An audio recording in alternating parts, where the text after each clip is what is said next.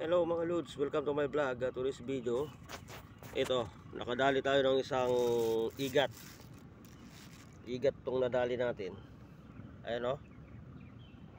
Dito lang sa Puntica SD, Kuluan. Ayan o. Yan sa banda dyan natin nadali. Umabot din ito ng isa, dalawa, tatlo, apat na dangkal. Ang haba, medyo mataba din, nasa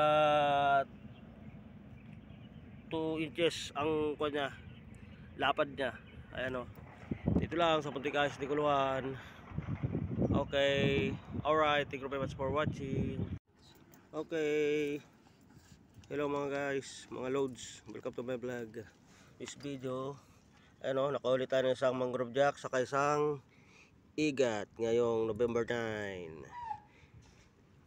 Daytime fishing here in Puntica SD, Kuluan.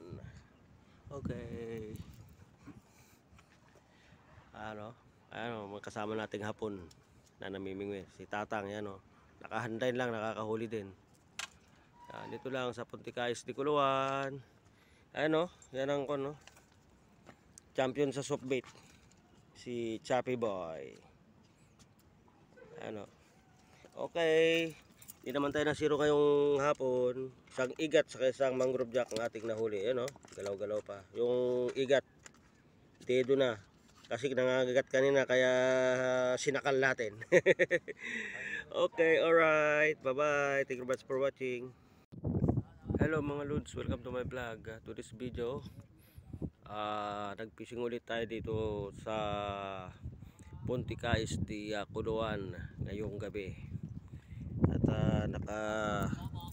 nakadali ulit tayo ng isang mangrove jack. Ayan o, isang mangrove jack ang ating nadali ulit.